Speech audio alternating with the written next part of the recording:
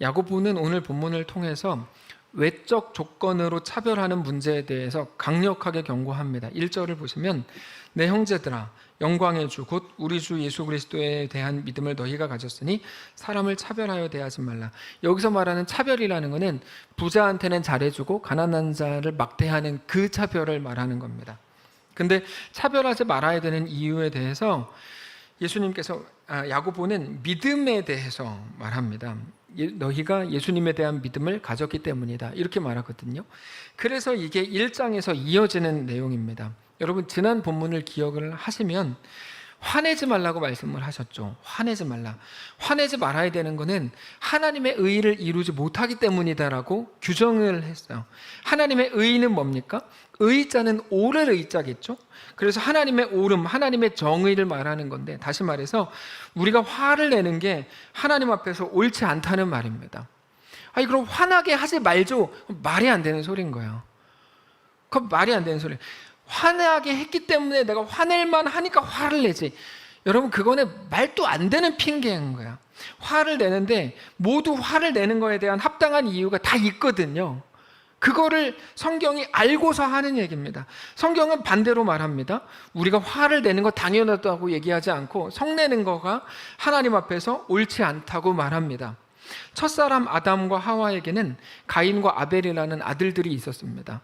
가인은 곡식으로 농사를 짓는 사람이었고 아벨은 양을 치는 목동이었는데 이제 자기의 소산으로 하나님께 예배하는 순간이 됐죠. 가인은 자기의 삶을 다해서 농사지은 곡식 열매로 하나님께 드렸고 아벨은 양을 치는 사람이었으니까 좋은 양으로 하나님께 드렸습니다. 여기에는 아무런 하자가 없습니다. 왜 피로 안 드렸냐는 사실은 성경을 조금 깊이 묵상하지 않으면 그렇게 말할 수 있는데요. 그거는 성경적으로 맞는 해석은 아닙니다. 전에도 설명을 드렸지만 제사법이라는 것 자체가 아담과 하와가 하나님께 예배한 한참 이후에 나오거든요. 제사법 자체가. 제사법에 또 소제라는 게 있는데요. 소제에는 곡식으로 제사를 드릴 수 있는 거고요. 그러니까 가인은 곡식으로 드렸기 때문에 틀렸다. 그 해석 자체가 틀린 말입니다. 예배라는 거는 예배라는 어떤 행위나 예배 시간에 하는 어떤 이벤트에서 승부나는 게 아니고 예배자에게서 승부가 나거든요. 하나님을 예배하는 예배자가 어떤 사람인가 하는 것으로 그들의 예배가 하나님께 드려지거나 드려지지 않는 게 결정이 됩니다. 하나님께서는 아벨의 예배를 받으셨고 가인의 예배를 받지 않으셨는데 그 말은 뭐냐면 가인의 삶을 받지 않으셨다는 말이에요. 단지 예배라는 이벤트, 어떤 하나의 행사, 곡식이냐 양이냐 이게가 아니고 가인이라는 삶의 그 가인이라는 사람의 삶을 안 받으신 겁니다. 그게 가인은 자기의 삶을 그러므로 어떻게 해야 되죠? 하나님 앞에 온전히 세워야 되는 문제인 거였죠. 우리가 하나님 앞에 언제나 완전하지 않잖아요. 우리가 실수할 수 있고 연약할 수 있거든요. 그래도 괜찮아요. 괜찮다는 말이 그래도 뭐 그런 건 아니에요. 괜찮아요. 하나님 앞에 다시 세워가면 됩니다. 근데 가인은 그렇게 하지 않았고 그 순간에 어떻게 했냐면 화를 내죠. 가인이 화를 내요. 그것도 화가 나서 어쩔 줄 몰라 합니다. 하나님께서 가인에게 물으세요. 너 왜 화를 내냐? 이렇게 물으세요. 너 왜 화를 내냐? 그게 창세기 4장 3절입니다. 이렇게 되어 있습니다. 세월이 지난 후에 가인은 땅의 소산으로 제물을 삼아 여호와께 드렸고 아벨은 자기도 양의 첫 새끼와 그 기름으로 드렸는데 여호와께서 아벨과 그의 제물은 받으셨으나 가인과 그의 제물은 받지 아니하셨다. 정확히 가인과 그의 제물이라고 나오죠. 그의 삶을 말하는 겁니다. 가인이 몹시 분하여 안색이 변하니 여호와께서 가인에게 이르시되 네가 분하여 하면 어찌 됨이냐. 그러니까 너 왜 화를 내냐? 안색이 변하면 어찌 됨이냐. 네가 선을 행하면 어찌 낯을 들지 못하겠느냐. 선을 행하지 아니하면 죄가 문 앞에 엎드러져 있느니라. 죄가 너를 원하나 너는 죄를 다스릴지니라. 가인은 스스로 화를 내는 게 당연하다고 생각했습니다. 근데 하나님께서는 그렇다고 말씀하시지 않아요. 너가 화를 내는 건 절대 당연한 게 아니다 이렇게 말씀을 하세요. 너 그 마음을 다스리지 않으면 안 된다. 그러면 죄가 너를 사로잡는다 이런 말이거든요. 야고보서에서는 화를 내는 것이 하나님의 의를 이루지 못한다고 말씀을 하시는데 그 말은 너 그렇게 하면 하나님의 일이 틀어진다? 너 때문에 하나님의 일이 망치면 되겠냐? 이런 식으로 생각을 하는데 그런 말은 아닙니다. 너가 하나님 앞에서 화내는 것은 절대로 당연한 일이 아니라는 겁니다. 우리는 성경에서 화를 낸 사람들에 대해서 여럿 알고 있습니다. 누가 기억나세요? 화 많이 낸 사람? 대표적으로 요나 선지자입니다. 요나 선지자. 하나님께서 요나를 니느웨로 보내시죠. 니느웨는 아수르의 수도입니다. 아수르는 북이스라엘을 멸망시킨 이스라엘의 대적이고 원수입니다. 근데 하나님께서 요나를 니느웨로 가라고 하신 거예요. 회개하게 선포해라. 이렇게 회개를 선포해라고 보내셨거든요. 요나는 니느웨로 가기 싫어서 도망치기도 했는데 결과적으로 끌려가가지고 니느웨로 가긴 갑니다. 니느웨는 워낙 큰 성읍이라서 3일 동안을 외치고 다녀야 처음부터 끝까지 제대로 된 사역이라고 할 수 있는데, 요나가 얼마나 이 사람이 좀 날라리였냐면 반나절을 하고 끝냈다고 얘기 이제 하나님께 하죠. 반나절만 하고 3일길을 해야 되는데 반나절만 몇 번 대충 하고 끝냅니다. 근데도 그 엉망의 설교를 들은 니느웨 사람들 사이에서 회개운동이 일어나고 난리가 나요. 실제로 선지자들 중에 이렇게까지 큰 사역적 결과를 본 사람은 요나밖에 없어요. 구약에 있는 모든 선지자는 사실 다 실패하거든요. 실패해요. 다 실패하는데 요나만 사역적 열매를 봐요. 그러니까 요나가 정말 재밌는 인물입니다. 완전히 부흥운동이 일어나죠. 재밌는 건 요나 속에서 화가 났어요. 자기가 설교했는데 사람들이 부흥운동이 일어나고 회개하자 요나가 화가 났어요. 이게 너무 재밌는 거죠. 이스라엘의 대적을 하나님이 용서하신다는 사실 때문에 요나가 너무너무 화가 났습니다. 저 사람들이 죄 짓고 지옥 가야 되는데 회개하고 구원받을 것 같은 거에 대해서 못 견디는 거죠. 그러다가 박넝쿨 사건을 통해서 실제로 화를 냅니다. 근데 그러면서 요나는 자기가 화를 내는 게 당연하다고 말합니다. 너 왜 화내냐? 내가 화를 더 내도 당연합니다. 이렇게 얘기합니다. 심지어 내가 화를 내면서 죽기까지 하더라도 옳습니다. 이게 요나가 하나님께 했던 말이에요. 요나 대단한 사람이죠. 근데 하나님께서 요나에게 이렇게 말씀하세요. 네가 화를 내는 건 절대 당연하지 않다. 그러면서 니느웨에게 왜 회개 허락하셨는지 이렇게 말해요. 요나서 4장 9절입니다. 보여주시면 이렇게 되어 있어요. 하나님이 요나에게 이르시되 너가 이 박넝쿨로 말미암아 성내는 것이 어찌 옳으냐 하시니 요나 그가 대답하되 내가 성내어 죽기까지 할지라도 옳으니이다 하니라. 여호와께서 이르시되 네가 수고도 아니하였고 재배도 아니하였고 하룻밤에 났다가 하룻밤에 말라버린 이 박넝쿨을 아꼈거든. 하물며 이 큰 성읍 니느웨에는 좌우를 분별하지 못하는 자가 12만여 명이요 가축도 많이 있나니 내가 어찌 아끼지 아니하겠느냐. 우리는 우리 모든 행위에 대해서 정당하다고 생각합니다. 내가 이렇게 하는 건 정당한 거죠. 심지어 화를 내는 부분까지 정당하다고 생각해요. 화내면서 내가 화내면 안 되는데 이러면서 화내는 사람 몇 명 본 적이 없어요. 다 그럴만 하기 때문에 화낸다고 생각해요. 근데 성경은 우리가 하나님 앞에서 화내는 게, 우리가 하나님 앞에 살아가죠. 화내는 게 절대로 정당하지 않다고 말씀하십니다. 그건 하나님 앞에서의 옳음이 아니기 때문입니다. 자기에게 얼마나 추악한 죄가 있는지 모르고 자기가 더 받아야 되는데 그것밖에 못 받았다고 생각할 때는 그는 화를 냅니다. 그는 화를 내요. 그거는 스스로의 모습을 보지 못한 것과 같기 때문입니다. 근데 자기 자신을 제대로 보는 유일한 방법은 하나님의 말씀에 스스로를 비추어 보는 것밖에 없어요. 그게 1장 22절입니다. 야고보서 1장 22절을 한번 보시면 너희는 말씀을 행하는 자가 되고 듣기만 하여 자신을 속이는 자가 되지 말라. 누구든지 말씀을 듣고 행하지 아니하면 그는 거울로 자기의 생긴 얼굴을 보는 사람과 같아서 제 자신을 보고 가서 그 모습이 어떠했는지 곧 잊어버리거니와. 이 시대의 거울은 지금 우리가 보는 유리 거울이 아니죠. 그냥 이렇게 철도 아니죠. 철 청동기 이런 거 막 펴가지고 이렇게 반짝반짝 만드니까 거울이라는 게 되게 희미한 걸 의미하거든요. 신약 성경에서 거울은 지금은 선명함을 말하지만 이 시대는 희미한 거를 말해요. 그래서 시대적 정황을 알아야 성경을 제대로 볼 수가 있는데요. 성경에서 말하는 거울은 희미한 거예요. 그러니까 거울로 자기 생긴 얼굴을 희미하게 보는 사람과 같아서 자기 모습을 봤지만 자기 모습이 어떠했는지 곧 잊어버리겠죠. 당연히 희미하니까. 자유롭게 하는 온전한 율법을 들여다보고 있는 자는 듣고 잊어버리는 자가 아니요 실천하는 자니 이 사람은 그 행하는 일에 복을 받으리라. 우리가 잘 아는 것처럼 믿음은 보이는 대로 행하지 않는 겁니다. 보이는 것보다 더 강력하고 완전하신 하나님을 믿는 겁니다. 우리 하나님을 믿는 믿음이 눈에 보이는 현실을 압도하는 게 믿음이라고 부르는 거죠. 근데 오늘 본문을 드디어 보면 믿는다고 하면서도 여전히 눈에 보이는 현실이 전부인 것처럼 생각하는 사람들이 교회 안에 있었는데, 그 사람들이 어떻게 행동했냐면 교회에 이렇게 있다가 새로운 교인이 들어오면 한번 딱 스캔을 하는 거예요. 그리고 부자처럼 보이면 여기 앉으세요, 우리 교회 잘 오셨어요, 이렇게 환영을 하지만, 좋지 않은 옷을 입고 가난해 보이는 사람이 들어오면 저기 그냥 구석에 앉았다가 집에 가든지 말든지 이렇게 얘기를 한 거죠. 2절입니다.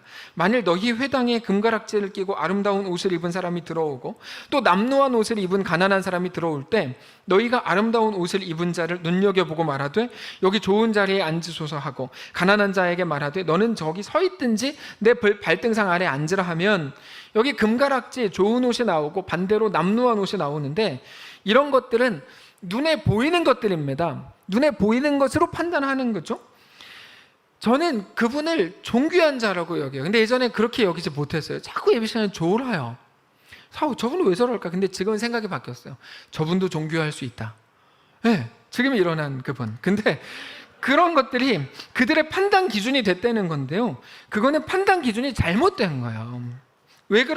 그럼 왜 그러면 안 될까? 그러면 사람을 보이는 대로 판단하는 건데, 보이는 대로 판단하는 거를 두고 성경은 뭐라고 표현하냐면 악한 생각이라고 말해요. 여러분, 보이는 대로 판단하는 걸 악한 생각이라고, 4절을 보시면 이렇게 되어 있습니다. 너희끼리 서로 차별하며 악한 생각으로 판단하는 자가 되는 게 아니냐, 이렇게 말하죠. 하나님은 그렇게 하지 않으십니다. 하나님께서는 오히려 반대로 행하십니다. 세상이 볼 때 완전히 무가치한 사람들에게 하나님은 가치 있다고 말하세요. 고린도전서 1장이잖아요.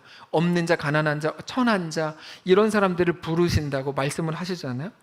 그들에게 가치 있다고 말하면서 심지어 하나님 나라를 그들에게 주신다고 말해요. 그게 어린아이죠. 그래서 아마 어제 아침 경건회였나요? 그저께였나요? 어린아이를 영접하라, 이런 제목을 붙였는데, 하나님께서 어린아이와 같지 않으면이라는 의미가 그런 의미다, 소망이 없다는 의미다라고 말씀을 드렸어요. 그 5절을 보시면 이렇게 되어 있습니다. 내 사랑하는 형제들아 들을지어다. 하나님이 세상에서 가난한 자를 택하사 믿음에 부요하게 하시고 자기를 사랑하는 자들에게 약속하신 나라를 상속으로 받게 하지 아니하셨느냐. 가난한 자, 약한 자가 옳다는 말이 아닙니다. 다만 1장 9절에서도 말씀을 주신 것처럼 하나님이 가난한 자를 선택해서 믿음에 부요하게 하시고, 그렇게 믿음이 부요하게 된 자들에게 하나님 나라를 상속받게 하시는 하나님 나라의 자녀가 되게 하신다는 거죠. 그럼에도 하나님의 그 뜻은 전혀 모르면서 교회가 어떻게 합니까? 예전에는 초대교회 때는 교회 성도들이 그랬는데요, 지금 시대는 교회가 그러는 것 같아요. 교회가 나서서 성도의 돈의 많고 적음으로 누군가를 판단해서 돈이 많아 보이는 사람들에게 잘 대해주고 돈이 없는 가난한 사람들을 업신여기는 모습은 하나님이 절대 기뻐하시는 모습이 아닙니다. 제가 그래서 참 좋아하고 존경하는 그 목사님께서 일화를 한번 말씀드렸잖아요. 그분이 개척교회 하실 때, 그분은 개척교회라고 해도 개척교회는 사실 우리 교회보다 크게 시작했으니까 개척교회는 아닌데, 개척교회 하실 때 어떤 한 분이 와가지고 그 지역에서 처음 한마디가 그거였대요. 목사님께, 목사님 저 11조 5천만 원 한다 그랬나? 5천만 원 합니다. 그래서 목사님이 그러세요? 다음 주부터 다른 교회 가세요. 그랬대요. 저희 교회는 개척교회, 우리 교회 오지 마시고요, 다른 교회 가세요. 그러니까 그분이 너무 황당한 거예요. 내가 뭘 그렇게 잘못했다고 11조 얼마 한다고 그 얘기를 왜 하냐. 그래서 다른 교회로 보냈다는 이야기를 들으면서 야고보서를 떠올리는 거죠. 훌륭하다고 생각하는 게 그런 부분인 거예요. 그럼 굳이 어떤 분들은 그게 뭐 훌륭한 거냐 말할 수 있거든요. 훌륭한 거는 그런 거죠. 훌륭한 건 그런 거예요. 일부러 그래서 11조를 안 하는 분들도 계세요, 우리 교회는. 근데 그거는 잘못하시는 건데, 하여튼 우리는 하나님께서 하나님의 마음이 어디 있는지를 알아야 됩니다. 근데 세상은 하나님의 마음, 하나님의 뜻을 알지 못하고 오히려 각 약한 자, 가난한 자, 자기가 볼 때 별거 아닌 것처럼 보이는 사람들을 막대하는 거죠. 그게 어린아이들이거든요. 어린아이들을 막대해요. 어린아이들 막대해요. 그래서 어른들이 예배드리는 공간은 막 이렇게 잘 꾸며놨는데, 어린아이들이 예배드리는 공간은 막 후지게 해놔요. 예를 들어서 그거는 아니죠. 어린아이들은 더 좋은 곳에서 예배 드려야지 그나마 집중하죠. 어른들은 좀 덥고 안 좋아도 가능하죠. 그 얘기를 성경이 사실 계속하거든요. 계속합니다. 사실은 자기가 볼 때 자기에게 유익한 사람들에게 잘 대해주는 건 너무 비겁한 일입니다. 그런 모습에는 어떤 영광과 어떤 명예도 없습니다. 얼마 전에 한 성도에게 이런 질문을 받았습니다. 죄의 값이 목사님 어떤 겁니까? 이런 질문을 받았어요. 우리가 구원받은 것도 알고, 근데 죄를 지으면 안 된다는 것도 알겠는데, 죄의 값, 다시 말해서 우리가 죄 지었을 때 어떤 일을 겪는지 이거에 대한 질문을 한 거예요. 아주 좋은 질문입니다. 우리가 복음에 대해서 어느 정도 알고 신앙의 길을 걷고 있는데 가끔 복음이 우리 속에 정리가 안 돼 있을 때가 많습니다. 근데 그분이 하셨던 질문은 우리 속에 복음을 정리하는 데 큰 도움을 줍니다. 자, 잘 생각해 보시죠. 잘 들으세요. 우리가 얻은 구원은 뭡니까? 예수님의 고난과 죽으심과 부활을 통해 우리의 죄의 값을 담당하신 거죠. 그때 말하는 죄의 값이라는 건 죽음이에요. 그때 말하는 죄의 값은 죽음이에요. 영원한 사망을 말하는 겁니다. 그걸 로마서 6장에서 말씀하신 거예요. 죄의 값은 사망이다. 근데 히브리서 7장에 보면 분명하게 말씀하신 것처럼 단번에 죄의 모든 값을 해결하십니다. 예수님께서. 히브리서 7장 27절인데 그는 저 대제사장들이 먼저 자기 죄를 위하고 다음에 백성의 죄를 위하여 날마다 제사 드리는 것 같이 할 필요가 없는데 이는 그가 단번에 자기를 드려 이루셨기 때문이라. 거기에다가 우리 구원에 대해서 취소되지 않는다고 말씀을 드렸기 때문에 이제 궁금한 거죠. 아니 구원이 취소도 안 된다면서 죄의 값이라는 건 뭐지? 이런 궁금증이 그분에게 생긴 거예요. 그러면 우리는 죄를 지어도 되는가? 구원이 취소도 안 되고 예수님의 죽으심으로 죄가 단번에 해결됐으면 그 해결이라는 거는 과거의 죄뿐 아니라 현재와 미래의 죄까지도 완전히 해결된 건데 그러면 죄를 지어도 되는 건가? 라는 생각이 드는 건데요. 거기다가 대고 뭐라고 말해요? 성경은 안 된다고 말해요. 안 되는 이유는 죄의 값이 있기 때문이라고 말해요. 이게 헷갈리는 거죠. 죄의 값을 해결했다면서 죄를 지으면 죄의 값을 또 받는다 그러니까 이게 뭐냐? 그래서 그분이 질문한 거예요. 그 질문에 대한 성경의 해답은 아주 명확합니다. 잘 들으세요. 우리의 신앙은 전에도 한번 설명을 드렸는데요. 살고 죽는 문제가 아닙니다. 우리 신앙은 오로지 영광과 명예에 관한 겁니다. 잘 들으세요. 과연 우리가 죄를 지었을 때 어떤 죄의 값을 받게 될까요? 영광과 명예에 관한 건데 그거는 예수님께서 십자가에 이미 해결하셨기 때문에 더 이상 우리의 문제는 살고 죽는 문제가 아닌 게 됐어요. 이렇게 하면 구원받아요? 구원 못 받아요? 라는 질문이 상당히 어리석은 질문인 거야. 복음에 대해 이해를 못하기 때문에 그렇게 질문하는 건데 이겁니다. 성경은 이제 우리의 삶의 모든 행위에 대해서 상급의 차이로 규정하십니다. 들어보셨죠? 상급의 차이. 이거를 면류관의 차이라고도 하거든요. 면류관의 차이. 이것도 잘 이해가 안 됐을 수 있어요. 그래서 설명을 드릴게요. 아니, 천국을 간다 그러면 말 그대로 천국은 완벽한 곳인데 어떻게 상급의 차이가 있는가 궁금하시죠? 그러면 거기서도 비교될 거 아닌가? 그러면은 나는 이렇게 생각이 되는 거예요. 그게 천국인가? 자, 상급의 차이를 다른 말로 하면 뭐냐면 영광과 명예에 관한 것이라고 할 수 있는데 그거를 가장 잘 보여주는 본문이 둘째 아들 비유입니다. 둘째 아들은 아버지의 아들로 시작하죠. 성경을 보면 아버지의 아들로 시작을 해요. 뭔가를 잘해서 아버지의 아들이 되는 조건을 획득하는 게 아니라 그 시작이 아들이라고요. 근데 중간에 집을 나갑니다. 그러면 이제 아버지의 아들의 지위를 박탈당해야 될 것 같잖아요.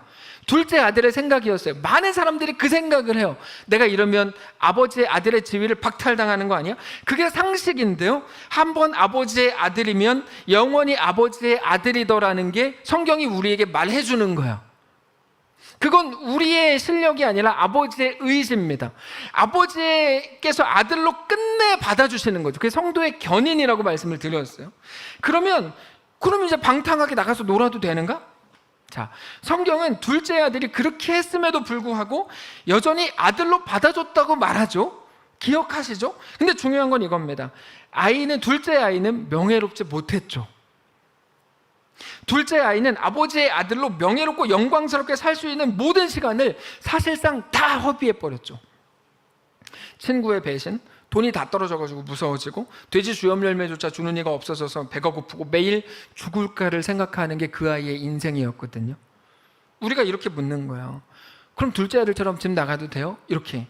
거기서 집 나가도 돼요라는 말은 그래도 구원받아요 라는 질문이겠죠. 하여튼 장난치려고 하는 꾸러기들의 질문이에요. 장난꾸러기들. 그런 질문을 하고 있어. 근데 이제 그런 질문을 해요. 거기에 대한 대답은 뭡니까? 당연하지. 집 나가도 돼, 이거거든요. 그러면 진짜 집 나가도 돼요? 네. 근데 이거죠.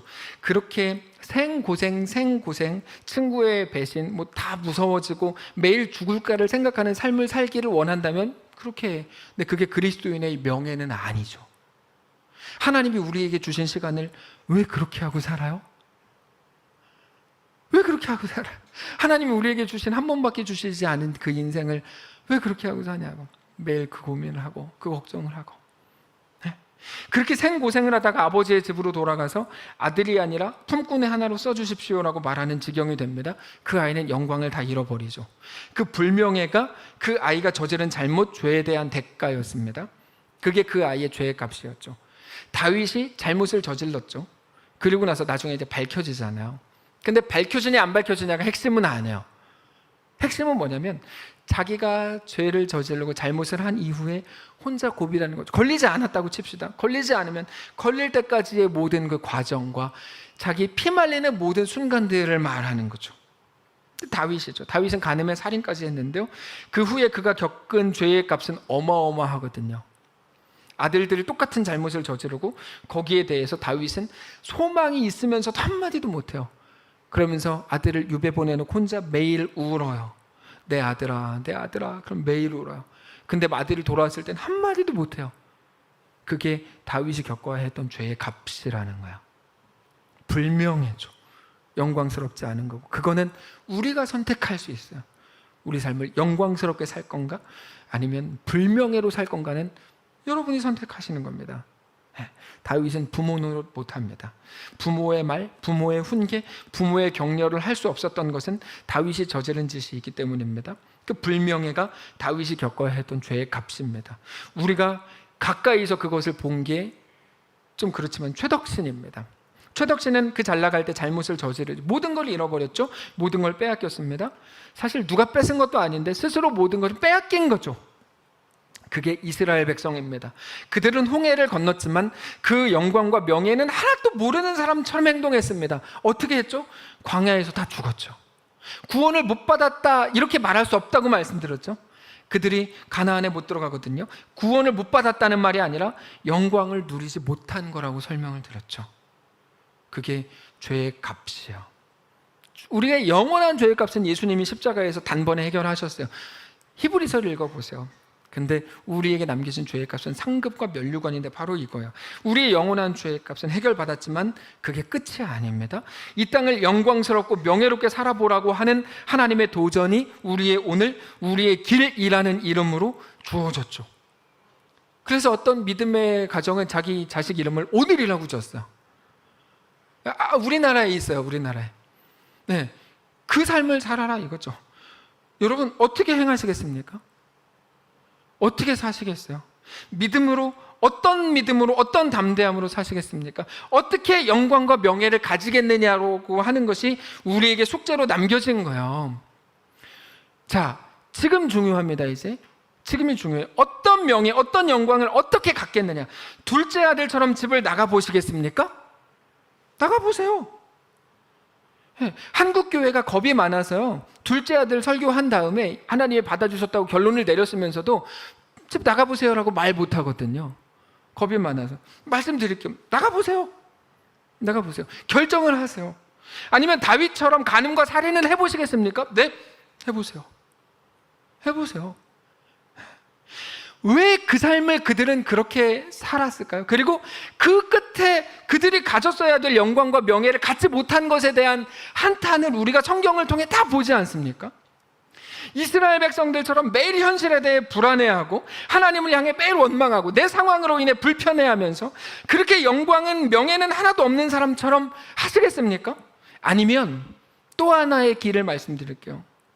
이 산지를 내게 주소서라고 말했던 여호수아와 갈렙처럼, 혹은 죽으면 죽으리이다 내 왕비의 자리를 주님께 드립니다라고 했던 에스더처럼 영광스럽고 명예롭게 우리 현실을 살아보겠습니까? 성경은 우리에게 그걸 도전하는 거죠. 영원한 죽음에 대해서는 여러분 제가 확신하건대 걱정하지 마십시오. 단번에 구원을 이루신 우리 하나님을 믿으십시오. 그리고 이제 그 믿음으로 광야의 이스라엘 백성들처럼 현실로 인한 조마조마한 삶이 아니고 담대하고 넉넉하게 영광을 만들고 명예를 세우십시오. 하나님의 백성으로 만들어낼 수 있는 모든 일을 하십시오. 하나님의 백성으로 만들어낼 수 있는 모든 일, 그게 영광과 명예를 갖는 유일한 방법인 거예요. 그걸 위해서 믿음을 구하는 거죠. 영광과 명예는 그렇게 얻는 거예요. 내가 높은 자리에 올라가고 내가 돈 많이 벌고 사람들이 나를 우러러보면 그게 영광과 명예인 줄 알고 다 거짓말 하잖아요. 안 그렇습니다. 하나님 나라의 영광과 명예는 마태복음 5장을 보면 나와요. 내 이름으로 니네를 뭐 이렇게 하고 저렇게 하고 린치를 가하고 뭐 이렇게 하면 너희에게 기뻐하고 즐거워하라. 너희에게 상이 하늘의 상이 큼이라고 분명히 말씀을 하세요. 하나님의 백성으로 만들어낼 수 있는 모든 것, 하나님께서 시간과 공간과 인생과 물질과 비전과 우리 전부를 하나님께 드리는 거죠. 오전 말씀으로 하면 티끌과 제 가운데에서도 하는 거죠. 그래도 망하지 않을 겁니다. 지난주에 최영훈 전사님 말씀하신 것처럼 괜찮습니다. 오히려 왕비의 자리까지 내어드리다니, 저런 상황에서 어떻게 저런 헌신이 가능하지, 그러면서 세상이 깜짝 놀라게 되는 거죠. 세상이 깜짝 놀라게 되는 거예요. 그게 그리스도인의 영광이라는 거야. 지난주에 태국에 가서 많은 생각을 하고 돌아왔는데요, 한 사람을 높이는 거 좋아하지 않지만 황주영 집사님의 헌신에 진심으로 놀라고 박수를 보냅니다. 위하는 척 하면서 그 길을 걷지 말라고 하는 방해가 주변에 많았답니다. 위하는 척 하면서 그 길을 걷지 말라고 하는 방해가 많았답니다. 그럼에도 지금 모든 유혹과 위협을 뚫고 지금 그 자리에서 인생을 드리고 있는 모습이 멋있는 거죠. 이번에 같이 대화를 쭉 하는데 하영봉 장로님 이야기를 많이 했어요. 그렇더라고요. 이것도 하영봉 장로님이 이렇게 하라 그랬는데, 이것도 하라 그랬는데, 그러면 저한테 그러더라고요. 목사님, 이번에 오늘 예배 드리는데 목사님 헌금 얼마 준비하셨어요? 그러는 거예요. 그래가지고 내가 알아서 할 거야. 네가 알아서 해. 그랬더니 하영봉 장로님이 이렇게 한국에서 오면 봉투에다가 헌금을 교회 이름으로 많이 해야 된다 그랬어요. 저한테 그러더라고요. 그래서 네가 지금 이렇게 제가 장로님 얘기 많이 했습니다. 이번에 많이 했어요. 이석재 이사님 다녀가셨을 때도 장로님에 대한 대화를 많이 했다고 얘기했어요. 그분이 많이 아프셨고 오래 아프셨죠. 근데 그런 걸로 평가받는 게 아니고 그분이 그 상황에서 걸었던 걸음으로 평가받는 거예요. 영광과 명예에 대해서 오해하지 마십시오. 성경적인 영광과 명예는 그래서 연약할수록 기회가 생기는 거예요. 바울의 고백 아닙니까? 약함이 자랑이다. 약함이 왜 자랑이 됩니까? 그래서 아팠다는 거는 평가받을 때 여러분 기억하십시오. 추가적인 고려사항이 됩니다. 하나님 앞에서요. 아팠다는 건요, 추가적인 고려사항이 돼요. 아픔 중에도가 되거든요. 아픔 중에도. 그분이 아픔 중에도 그렇게 했어? 그런 상황에서 그렇게 했어? 이게 되는 거예요. 매일 내 상황이 되면 한다 그러죠? 아니라고요. 상황이 다 되고 돈도 많고 형편이 다 되고 그러면 인간적으로 더 잘 섬길 것 같잖아요. 하나님 나라적 관점에서 보면 그 자체로 점수를 잃으신 거예요. 그 자체로. 할 수 있어서 한다는데 저도 해요. 상황이 좋아서 섬기는 것과 척박할 때의 섬김은 비교가 안 됩니다. 저는 정말 우리가 영원한 관점을 정말 갖게 되시기를 원합니다. 아마 이 말씀 듣는 게 무지 불편하실 겁니다. 어떻게 하라는 거지? 아시잖아요. 어떻게 하라는 건지. 근데 하여튼 되게 불편하실 거예요. 우리는 힘겨운 상황을 늘 핑계거리로 생각하지만 하나님 관점에서는 점수를 획득할 절호의 기회입니다. 어떻게 더 설명하지? 그래서 바울이 약함을 자랑하죠. 왜요? 약한 그때 강함이라고 말하는데 그거를 알아듣기 쉽게 다시 번역하면 점수 딸 기회가 되기 때문입니다. 어떤 점수요? 영광과 명예를 위한 점수입니다. 그래서 다시 한번 말씀을 드리는데 세상이 아무리 우리를 막아도 겁내지 마십시오. 세상은 우리에게 점수를 못 따게 하려는 거고요. 우리의 미션은 그 속에서도 점수를 따는 겁니다. 우리의 삶을 하나님께 내어드리십시오. 세상은 지금이 전부인 것처럼, 그래서 지금을 놓치면 우리 삶의 성공을 위해 어떤 기회도 다 놓치는 것처럼, 잃어버리는 것처럼, 그래서 하나님과의 관계, 신앙을 잠깐 포기하고 타협하면서까지, 그게 불명예거든요. 그러면서까지 지금을 얻으려고 하는 욕심을 부리라고 하는데, 그거 내려놓으십시오. 그거 내려놓으십시오. 그거 잘하는 거 아닙니다. 그거요, 영광스러운 거 아니에요. 지금 우리의 자리를 잘 보셔야 돼요. 우리가 어디 있습니까? 각자가 광야에 있습니다. 광야는 마실 물이 없고 먹을 것이 없는 곳입니다. 낮에는 덥고 밤에는 춥습니다. 광야에 가면 다 무슨 생각하냐면, 괜히 나왔나 애굽에서? 이 생각합니다. 애굽으로 다시 돌아갈까? 아니면 애굽에서 좀 더 있다가 나중에 나올 걸. 우리가 한 생각이잖아요. 예수 좀 나중에 믿을 걸. 이 생각 많이 하잖아요. 별의별 생각 다 할 수 있습니다. 근데 그 생각들은 이 땅에 매이고 이 땅에 집착하기 때문에 생겨나는 생각들인데, 거기에서 하나님 나라와 하나님 약속을 바라본다면 우리는 그 자리에서 가장 영광스러운 말, 가장 영광스러운 결정들을 할 수 있는 거죠.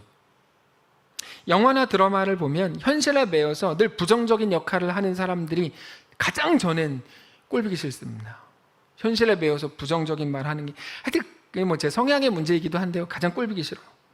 뜨거운 싱어즈를 보면 거기에 조금만 어려울 것 같으면 그 중에 어떤 한 분이 못해, 안 해, 왜 해, 어떻게, 이렇게 말하는 단원이 한 명 있어요. 있어요. 근데 반대로 어떤 분은, 그분도 82세인데 어떤 분은 재밌겠다, 너무 행복하겠다, 너무 감사합니다라는, 남은희 씨는 그분 성격 너무 좋은 것 같아요. 계속 좋다, 감사, 계속 그래요. 근데 나이는 비슷한데 어떤 분은 계속 싫다 그러고 막 왜 하냐고 계속 그래요. 그래서 제가 볼 때마다 얄미워 죽겠어, 계속 그러면서 봐요. 그래서 우리 아이들도 다 알아요. 아빠가 김영옥 싫어해, 다 알아요. 근데 이제 남은이 너무너무 좋아요. 너무 좋아요. 그게 영광스럽고 멋있는 거죠. 얼마나 같은 자리에 있는데 못해, 이거랑 할 수 있겠는데요? 제가 해볼게요. 얼마나 달라요. 어차피 끌려갈 건데. 여러분, 위기를 만나셨습니까? 답을 드리겠습니다. 영광스럽게 말하십시오. 이 설교는 너무 좋은 설교네요. 여러분, 위기를 만나셨습니까? 명예를 선택하십시오. 비로소 위기를 만났으면 기회를 만난 줄 알고 그 순간 그 자리에서 당신의 삶을 하나님께 드리십시오. 가나안 족속 때문에 모두가 벌벌 떨고 있을 때 그 위기 앞에서 갈렙이 이렇게 말해요. 여호수아 14장 6절입니다. 그때 유다 자손이 길갈에 있는 여호수아에게 나오고 그니스 사람 여분네의 아들 갈렙이 여호수아에게 말하되, 여호와께서 가데스 바네아에서 나와 당신에게 대하여 하나님의 사람 모세에게 이르신 일을 당신이 아는 바라. 내 나이 40세에 여호와의 종 모세가 가데스 바네아에서 나를 보내어 이 땅을 정탐하게 하였으므로 내가 성실한 마음으로 그에게 보고하였고, 나와 함께 올라갔던 형제들은 백성의 간담을 높게 하였으나, 그 사람들이 부정적인 말을 해가지고 백성의 간담을 높게 만들었다고요. 근데 나는 내 하나님 여호와께 충성하였으므로, 그날에 모세가 맹세하여 이르되 네가 내 하나님 여호와께 충성하였은즉 너의 발로 밟는 땅은 영원히 너와 네 자손에게 기업이 되리라 하였나이다. 이제 보소서, 여호와께서 이 말씀을 모세에게 이르신 때로부터 이스라엘이 광야에서 방황한 이 45년 동안을 여호와께서 말씀하신 대로 나를 생존하게 하셨나이다. 오늘 내가 85세로 돼, 이렇게 되어 있잖아요. 여기서 놀라는 거죠. 김영호 할머니도 86세인데 이게 놀라는 거예요. 내 나이 85세로 돼. 모세가 나를 보내던 날과 같이 오늘도 내가 여전히 강건하니 내 힘이 그때나 지금이나 같아서 싸움에나 출애굽에 감당할 수 있으니. 어떻게 똑같아요? 당연히 다르죠. 40세와 85세가 어떻게 똑같습니까? 근데 자기는 할 수 있는 거예요. 그날에 여호와께서 말씀하신 이 산지를 지금 내게 주소서. 당신도 그날에 들으셨거니와 그곳에는 아낙 사람이 있고 그곳 성읍들은 크고 견고할지라도 여호와께서 나와 함께 하시면 내가 여호와께서 말씀하신 대로 그들을 쫓아내리이다 하니, 여호수아가 여분네의 아들 갈렙을 위하여 축복하고 헤브론을 그에게 주어 기업을 삼게 하매, 헤브론이 그니스 사람 여분네의 아들 갈렙의 기업이 되어 오늘까지 이르렀으니 이는 그가 이스라엘의 하나님 여호와를 온전히 쫓았습니다. 너무 가슴 뛰는 고백이죠. 위기를 만났으면 뭐 하라고요? 영광스러운 말을 하십시오. 위기를 만났으면 뭐 하라고요? 명예를 선택하십시오. 85세래요. 예전에 말씀하셨던 거 기억한대요. 45년 전에. 할 수 있대요. 나이 많잖아, 힘이 없잖아, 뭐를 하겠어. 이런 말이 안 통해요. 하나님의 약속을 하나 붙든대요. 이 고백을 갈렙이 아니라 20대 청년이 했다 그래도 대단한 고백이라고 할 거예요. 박찬희가 이 땅을 내게 주소서, 그래도 대단한 거예요. 그거 모두가 무섭다고 하고 있는데요. 근데 이 고백을 갈렙이 하고 있어요. 박찬희 아버지도 아니고 할아버지가 하고, 박찬희 할아버지가. 비교 불가죠. 갈렙의 명예는 여러분 여기서 생긴 겁니다. 그리스도인의 명예가 어디 있는 줄 아세요? 티끌과 재 가운데 있는 거예요. 이번에 백상예술대상에서 뜨거운 싱어즈 팀이 노래를 불렀습니다. 제가 이렇게 말하니까 진짜 하루 종일 TV만 보는 사람처럼 보이는데 저 TV 거의 안 봅니다. 정말 거의 안 보는데요. 제가 자신 있게 말씀드리는 거는 아까 당회 때 보니까 장로님들이 저보다 더 많이 알고 계시더라고요. 이런 거에 대해서. 그래서 자신 있게 말씀을 드리는 건데, 뜨거운 싱어즈에서 이 노래를 부를 때 제가 가장 좋았던 가사가 이거였어요. 세상이 날 막아서도 내 심장은 뛰어. 네, 멋있잖아요. 뜨거운 내 심장은 뛰어. 세상이 우리를 딱 막아서고 있습니다. 나이가 어떻고, 형편이 어떻고, 상황이 어떻고, 현실이 어떻고, 다 똑같아요. 거기까지는. 여러분, 심장이 뜁니까? 신앙은 의지의 문제가 아닙니다. 오직 믿음의 문제입니다. 하나님께 삶을 대어드리십시오. 하나님께 자꾸만 위안답시고 이상한 소리들 하지 마시고, 죄송합니다. 근데 써있는 대로 자꾸만 위안답시고 이상한 소리들 하지 마시고 뜨거운 심장을 하나님께 쏟아부으십시오. 무슨 설교를 할까요? 하나님께서 우리에게 가정을 주셨죠. 아니, 가정을 허락하셨죠. 바울의 고백으로는 우리가 다 본 건데 결혼하지 말라고 하거든요. 한국교회 교인들 가만히 보면 성경을 너무 몰라가지고 성경을 얘기해도 그냥 좀 이상한 소리 하는데, 아침 경건을 잘 들어보세요. 바울의 고백으로는 결혼하지 않는 게 더 좋대요. 확실한 말입니다. 부부관계가 하나님께 자기의 삶을 내어드리지 못하게 막을 때가 너무 많기 때문입니다. 그렇게 볼 때 장애물이 생겼어요. 네. 부부, 자식들 장애물이 생겼어요. 여러분, 그거를 뚫으세요. 그걸 뚫으시라고요. 그거를 뚫고 넘어서서 삶을 하나님께 드리십시오. 하나님이 우리의 전부이신 것을 그 자리에서 고백하십시오. 말씀을 정리하겠습니다. 정직하게 자신의 삶을 보십시오. 어디에 계십니까?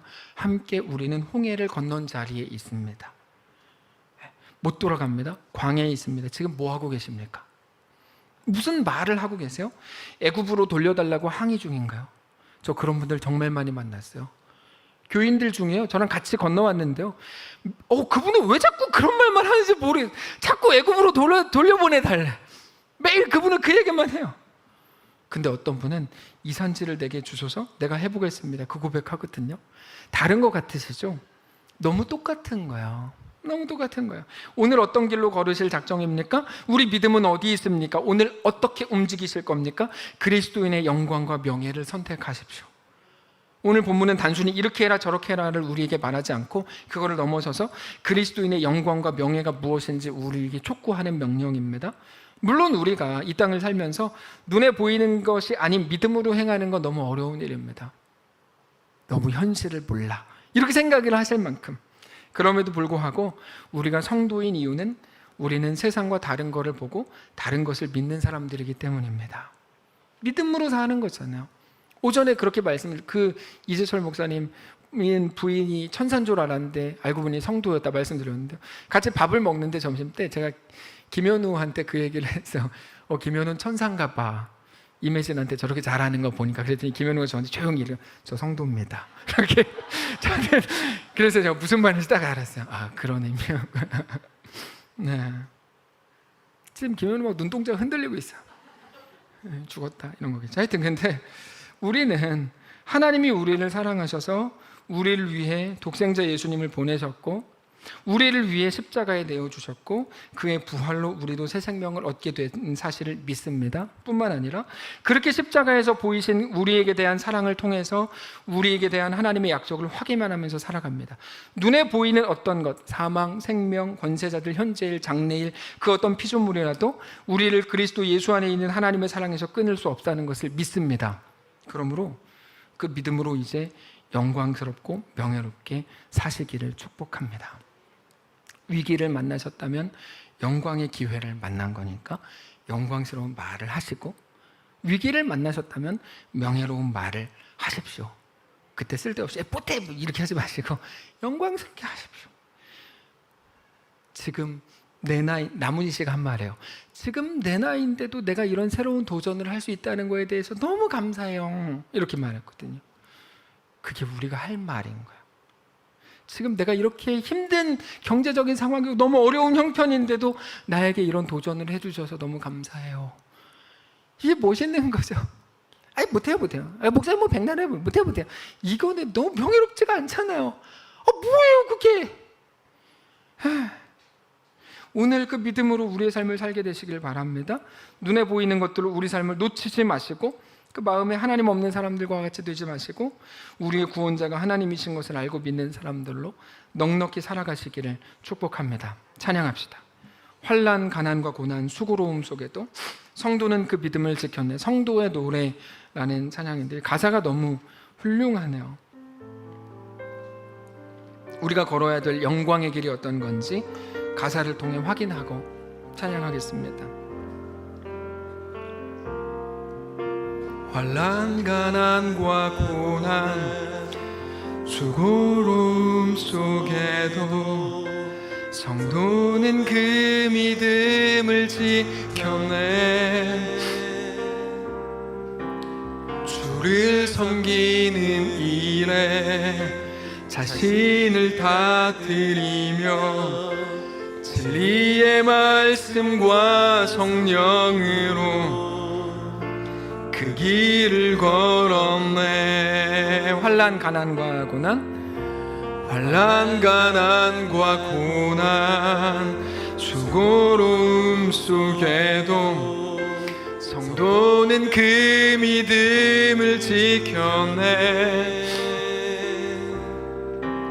주를 섬기는 일에 자신을 다 드리며 진리의 말씀과 성령으로 그 길을 걸었네. 그리스도 안에서 새롭게 하시고, 그리스도 안에서 새롭게 하시고, 그리스도로 인하여 자유케 되었네.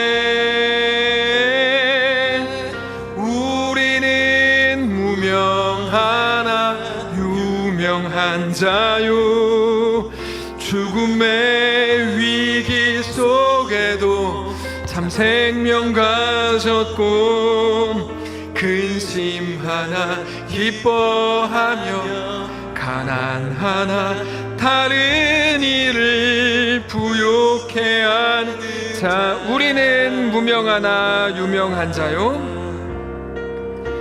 우리는 무명하나 유명한 자요, 죽음의 위기 속에도 참 생명 가졌고, 근심 하나 기뻐하며 가난하나 다른 이를 부욕해 하는 자로다. 하나님, 성도인 걸 알았고 복음을 알고 믿었는데 엄청나게 헷갈렸었습니다. 뭐가 영광인지 뭐가 명예인지 몰랐습니다. 그러니까 그렇게 말했겠죠. 네, 하나님 오늘 말씀을 통해 이제 알겠습니다. 85세 갈렙이 갈 수 있는 가장 영광스러운 건 이 산지를 내게 주소서라는 고백이구나. 위기를 만난 성도들 많습니다. 그 위기 앞에서 비겁하지 않게 하시고 명예롭고 영광스러운 것을 선택할 믿음을 주십시오. 그래서 우리도 상급이 있고 면류관이 있는 놀라운 주의 백성들 다 되게 하옵소서. 정리가 안 돼 있었던 성도들이라면 주님 말씀을 통해 정리시켜 주시고 깨끗게 하시고 클리어하게 하셔서 하나님의 말씀이 우리 속에 어떻게 들어오고 우리 삶을 또 어떻게 살아드려야 되는지 분명하게 생각하는 귀한 오늘의 말씀이게 하옵소서. 사랑하는 성도들, 이번 주 또 살아가야 되는데 한 주 살아가는 동안에 하나님의 은혜를 알게 하시고 주님과 믿음으로 동행하게 하시고 하나님 안에 거룩한 성도들로 다 세워지도록 축복해 주시옵소서. 우리가 살아갈 힘을 주시옵소서.